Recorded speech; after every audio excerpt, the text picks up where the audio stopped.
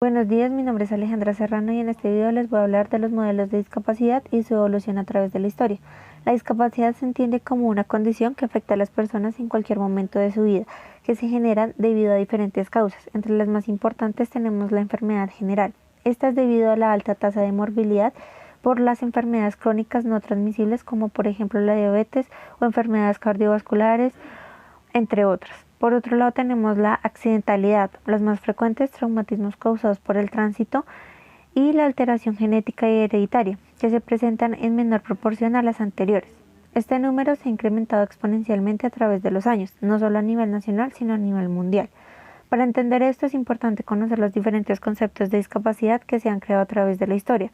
Se hablaba de discapacidad por Platón en el 459 a.C.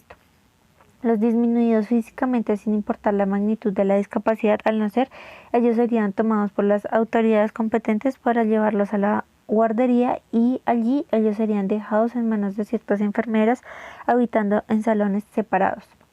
En la época de la antigua Grecia, en el siglo IV a.C., algunas polis griegas como Esparta mataban a los recién nacidos que padecían de ciertas malformaciones o debilidades de tipo físicas que eran evidentes. Las personas con alguna discapacidad se sacrificaban a los dioses por no adaptarse ni cumplir con los criterios que en el momento sostenían la sociedad. Hubo un periodo bastante largo antes de volver a hablar de discapacidad. En 1948, cuando se dio la Declaración Universal de los Derechos Humanos, que engloba los derechos a todas aquellas personas sin importar edad, género, raza o etnia.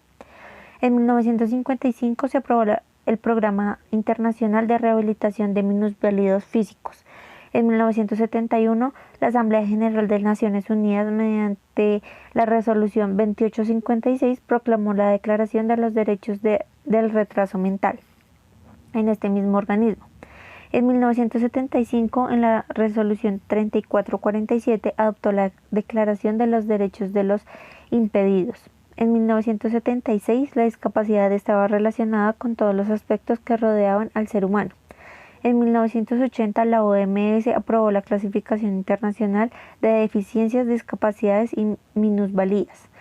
En 1982, en la Resolución 3752, las Naciones Unidas lanzaron el Programa de Acción Mundial para los Impedidos.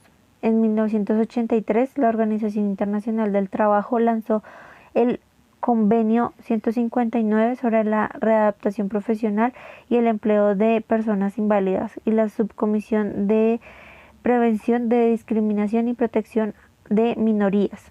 Las Naciones Unidas elaboró los principios, directivas y garantías para la protección de personas detenidas que padezcan o sufran trastornos mentales.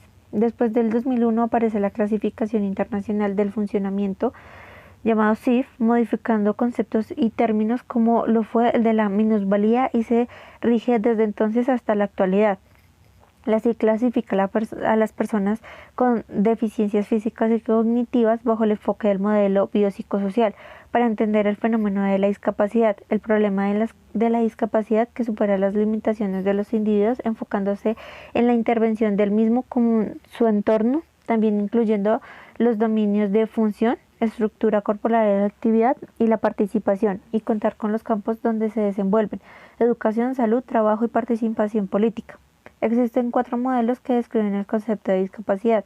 El modelo médico individualista, que la discapacidad es la expresión de la limitación corporal de las personas dentro de un intercambio social donde se encuentra una deficiencia manifestada basada en el no cumplimiento de características específicas, desconociendo la deficiencia y la diversidad inherente en el ser humano. En el modelo social, la discapacidad es entendida como un problema situado en la sociedad y el modo de atenuarla exige transformarlo en entorno social y las normas. Además, la discapacidad debe ser vista como deficiencia estrictamente ligada al contexto tanto físico como económico y político.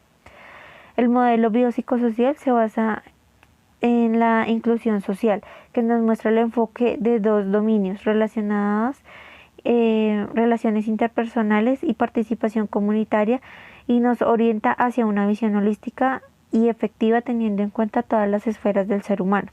Y por último tenemos el modelo de diversidad funcional, Por diversidad funcional entendemos la carencia parcial o total de un miembro o posesión de un miembro, órgano o mecanismo del cuerpo que tiene un funcionamiento diferente. Y con esto terminamos. Muchas gracias.